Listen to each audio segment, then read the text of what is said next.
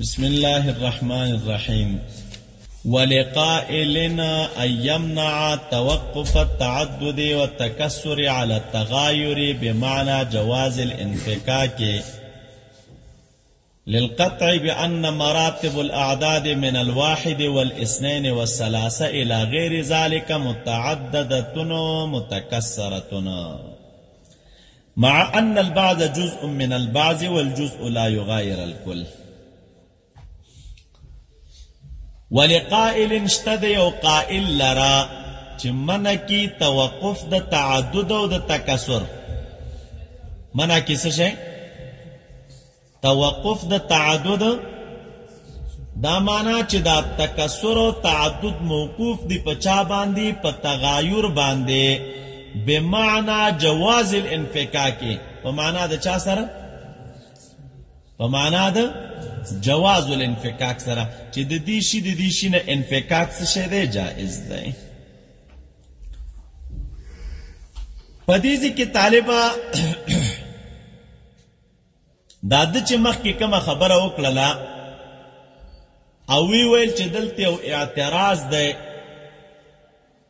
او دغه اعتراض دپاره دوی جواب کو.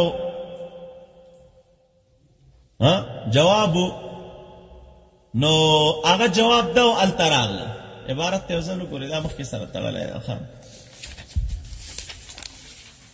یعنې صفات د الله تعالی عین ذات هم نه دي او غیر هم، نو نه لازمیږي قدم د غیر، لکه تاسو چې وایي، نه تکسر د قدمو لکه تاسو چې وایي.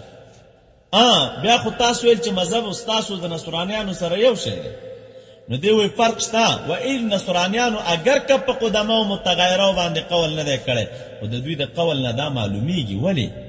لكن لزمهم ذلك لانهم اثبتوا دوی اقانیم ثلاثه ثابتي چې هغه وجود دی، علم دی، حیات دی.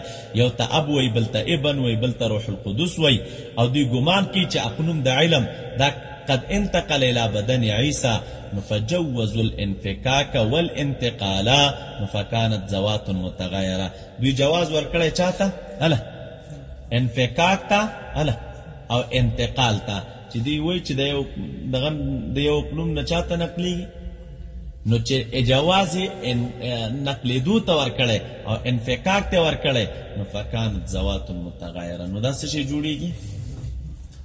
ذوات متغیره. موږ په ذوات متغیره قایل نه یاست. موږ چې ذات یو دی او دغه کوم صفات چې ورسره دي، نو مقصود په دې صفاتو کې تکمیل د ذات الواجب دی. جواب دغه شی و. ولقائلن غرض د شارح اوس په دغه عبارت سره چې دی وی لقائلن رد دی طالبه په چا باندې؟ په دغه جواب باندې رد په دې طریقه باندې کوي. الکه مدار د دغه جواب وی په دې دی چې تعدد او تکسر موقوف شي په تغایر باندې. خو کوم تغایر؟ چې بمعنى جواز الانفکاک واخلو. هغه تغایر چې کوم تغایر په معنا د چا سره دی؟ د جواز الانفکاک سره. او مبنى علیه د دغه جواب کمزوری دی. تعدد او تکسر دغه شی څه شی دی؟ کمزوری دی. تاسو څه ګورئ؟ ولقائل یو قائل لرشته دی دا خبره ان یمنع چې منع کی توقف د تعدد او د تکسر علی التغایر، په تغایر باندې. حکم تغایر بمعنى جواز الانفکاک، یعنی څوک به وایي چې دا طالب څه شی دی؟ دا تعدد او تکسر چې ته موقوف وای په چا باندې؟ په تغایر باندې. نو دا تغایر زه بمعنى جواز الانفکاک ناخلم. وجه خو تا په دې صورت بیلوله چې دا تغایر ته په معنا د چا سره اخیسته؟ زه وای په دې معنا سره ناخلم. او دا ولې ناخلم؟ وجه ته وګوره. ماده د نقض استاده للقطع بأن مراتب الأعداد من الواحد والاثنين والثلاثة إلى غير ذلك متعددة متكسرة، مع أن البعض جزء من البعض والجزء لا يغاير الكل. دا حکما دلته یو قاعده لري. هغه قاعده دا ده وی مراتب د عدد طالب د واحد نه تر غیر نهایت پورې واخله، دا متعدد او متکسر دي. د یو نه واخله تر غیر نهایت پوری چې څومره مراتب د اعداد دي، دا څه شی دي؟ متعدد او متکسر دي. صحیح شو؟ دا ټول جدا جدا مرتبه دي، یو نه ده. ځکه اثنين طالب څه شی ده؟ مرتبه ده من العدد. تعریف د اثنين موږ څنګه کوو؟ ما فوق الواحد او ما تحت دې ته اثنين وایي. همدغه رنګې دا نور اعداد را واخله 3 دا یو عدد دی، مرتبه ده د مراتبو د عدد نه، تعریف یې جدا ده، ځان ته مستقله مرتبه ده. 3 چاته وایي؟ هله ما فوق د اثنين نه بر او د 4 نه څو، نو دې ته څه شی ویل کېږي؟ ثلاث. داسې د هر یو عدد تعریف کوه دا چې مخکې پسې ځې، نو دا تعریف ته چا دی؟ د دې عدد دی. نو دا ځان ته مستقلې مرتبې دي. نو طالبه د اعدادو همداسې د نورو اعدادو را واخله او دې کې تغایر بمعنى جواز الانفکاک نشته. تعدد شته، تکسر شته، خو تغایر پکې بمعنى جواز الانفکاک نشته. ولی پکې نشته دی طالبه؟ ځکه هره مرتبه د مراتبو د عدد نه چې مرتبه څه شی ده؟ هله تحتانی ده، دا جز ده د فوقانی نه. هره مرتبه د مراتبو د اعدادو نه چې مرتبه تحتانی راواخلو، نو مرتبه تحتانی دا جز ده د مرتبه لاندې. یو دا مرتبه تحتانی ده، 2 دا مرتبه فوقانی ده، خو دا مرتبه تحتانی د مرتبه فوقانی نه جز نه ده، دا یو په دې 2 کې نه ده. د 2 نه بره 3 راواخله، دا لاندې مرتبه 2 ده او پاس مرتبه څه شی دی؟ 3.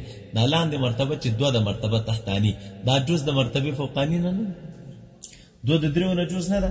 نو همداسې پسې ځه چې هر کله قانون داسې شو چې دا لاندې مرتبه تحتانی دا جز ده د مرتبه فوقانی نه، دا که یو مرتبه مونږ د بلې نه منفکه کړو، نو هغه عدد نه پاتې کېږي. هغه عدد څه شی طالبه؟ هغه عدد. نو معلومیږي دا چې دلته تغایر بمعنى جواز الانفکاک نشته. زه ته دا مرتبه د 2 نه د مثلا د 3 نه ته 2 لرې که، نو که ته په جواز الانفکاک قایل چې په تعدد و تکسر کې، نو 3 پاتې کېږي. د 2 نه 1 لرې که، نو دا 2 پاتې کېږي، بیا نه پاتې کېږي که نه. نو د همدې وجې نه ګوره تعدد شته، تکسر شته، او طالبه جواز الانفکاک نشته دی. په مادې د نقص پوه شوئ؟ ولقائل یو قائل لرشته دی چې دا وایي چې منع کی توقف د تعدد او تکسر په تغایر باندې. حکم تغایر هله بمعنى جواز الانفکاک، هغه تغایر چې په معنا د جواز الانفکاک سره دی. دا ولی للقطع د وجه د قطعیت نه په دې خبره چې مراتب د اعداد د واحد نه واخله، من الواحد والاثنين والثلاثه الى غیر ذلك. دی وی دا متعدد دی او متکسر دی، مع ان سره د دینه چې بعضی جز دی د بعضونه، او جز لا یغیر الکل. 2 د چانه جز 3 نه کنه، او یو د چانه جز، نو جز د کل سره مغایر کیږي، او ته څنګه په تغایر قایل؟ دا یو مسله شو.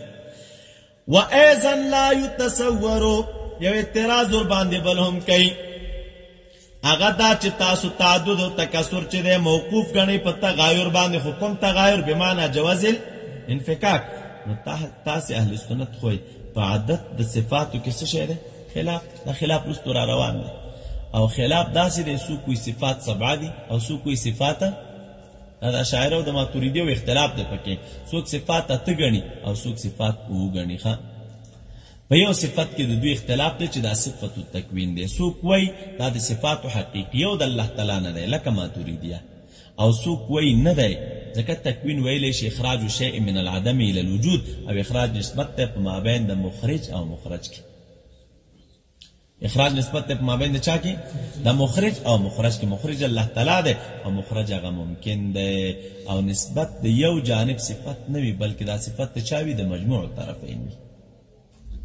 نسبت د چا؟ د یو جانب صفت، بلکې دا صفت د چا وي؟ د مجموع الطرفین وي. نو تکوین صفت حقیقیه نشو، تکوین پکې داخل نه.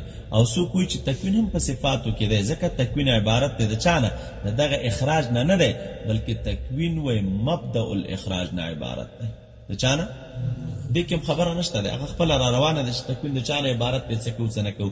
نو چې هر کله خبره داسې شوله، نو ستاسو په تعدد د صفاتو کې نزاع ده. څوک وایي 7 دي او څوک وایي لانجه په چا کې ده؟ په تکوین کې. څوک تکوین ځان ته مستقل صفت شماري او څوک نشماري. نو چې هر کله لانجه شوله او دا تعدد او تکسر موقوف شه په تغایر باندې بمعنى جواز الانفکاک، نو په صفاتو کې خو تاسو انفکاک ناروا وای. په صفاتو کې تاسو انفکاک څه شی وای؟ نه.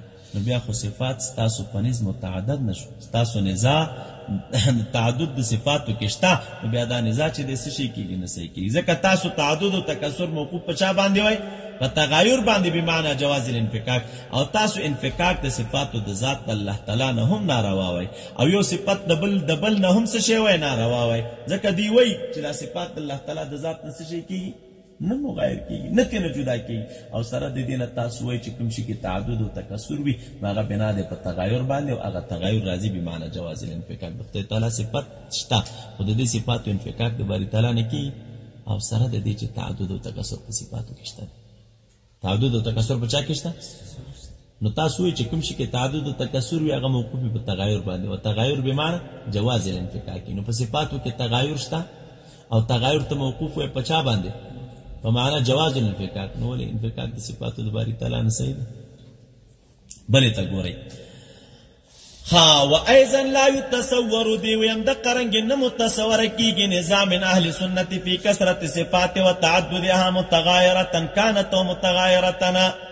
غیر متغیره عامه که متغیر یو کس شي دا نظام کوم صورت کې متصور کیږي چې کله دا تعدد تاسو بنا کې بچا باندې په تغایر او تغیر بمعنى جواز الانفکاک واخلي دلته بیا دا نظام نسی انفکاک د صفاتو د باری تعالی نه څه شي کیږي نه کیږي نو چې هر کله لانجه داسې وګوره دا اعتراضات شارح خپل را نقل کړي نو غوره خبره ده فالاولى فی الجواب ان یقال ویلی شي مستحیل تعدد د ذوات قدیمه ده لا ذات و صفاتنا وشو محل څه شي ده هله تعدد د چا ده ذوات نه تعدد د چا د صفاتو د ذات الکه ذات یو ده تعدد د صفاتو د ورسره یې کنه او تعدد د صفاتو دلالت په تعدد د ذات نه کوي ولی ځکه دا صفات چې دي دا مکملات د چا دي په دې سره تکمیل د ذات واحد راځي نو ذات بل شي دی او صفات څه شي دي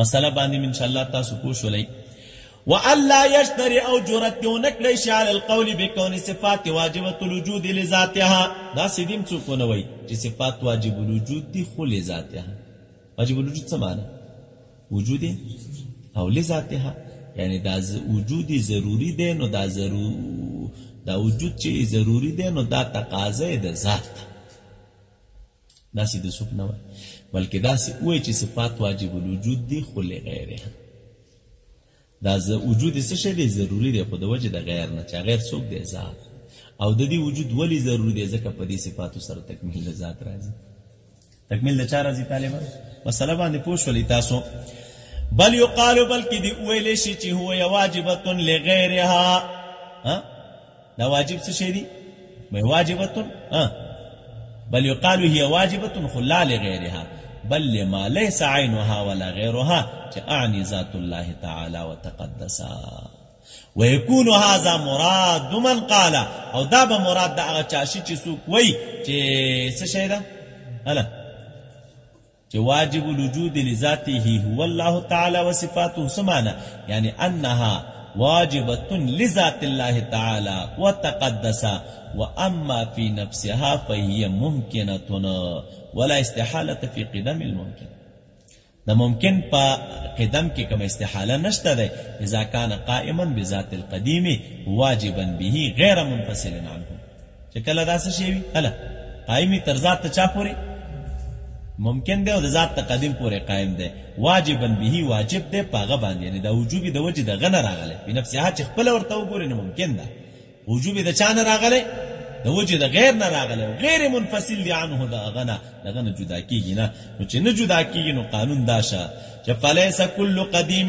الہن هر قدیم سشی نده وشوا حتی یلزم چه لازم چه دا وجود دا قدماؤن وجود دا لہو ولیکن ینبغی لیکن مناسب دا دا اس عذر پیش کئی چه صفاتو باندی دا قدیم اطلاق مکوا زکا بیا خو هم قول دا تعدد دا قدماؤ خورا غی ودې لپاره عذر پیش کړي لكن ينبغي ان يقال ان الله تعالى قديم بذاته موصوف بصفاته ولا يطلق القول بالقدماء ولي لئلا يذهب الوهم ويبيخي په قدماء تلفظ مکوا ځکه چې وهم ذهابونه کې دیتا چې لان كل منها قائم بذاته موصوف بصفات الالوهيه تاسو څوک نو چې څه شی طالبہ واجب څه شی قدیم الله قائم بذات یو کوم شی چې قائم بذات نو هغه خو الہ وي نو دا وهم د چاره نشي چې لکه دا صفات به هم څه شي وي الہ دا ځای ګران دی ولصعوبة هذا المقام چونکې دا ځای ډېر ګرانو ذهبت المعتزله معتزله ذهاب کړی دی فلاسفو الى نفي صفات نفي د چاته هله دوی دې ته ذهاب کړی چې صفات باری تعالی لره نشته دی والفلاسفه الى نفي صفات والکرامیه الى نفي قدمها کرامیه وی صفات شته ولیکن دا قدمواله څه شی دی یعنی دا قدیم نه دی صحیح شو او بل ورپسې والاشاعره الى نفي غیریتها وعینیتها او شاعران ذهاب کړي نفي د چاته چې دا صفات نه څه شي دي غیر دي د باری تعالی او نه څه شي دي عین دي د ذات د باری تعالی سره پوه شئ تاسو په دې باندې دا په انقیله سره د اعتراض کوي لکه چې صفات الله تعالی نه د الله تعالی د ذات سره عین دي او نه د ذات نه غیر دي نه دا په حقیقت کې ارتفاع د نقیزینو یو شی به یا عین یو یا به عین یو یا به نو چې اوس ته وایې چې نه عین دی او نه غیر دی نه مګر اجتماع د نقیزینو اجتماع د نقیزینو څه شی ده باطله د ارتفاع د نقیزینو ده نو هغه اعتراض کړی وروسته ورپسې جواب ذکر کوي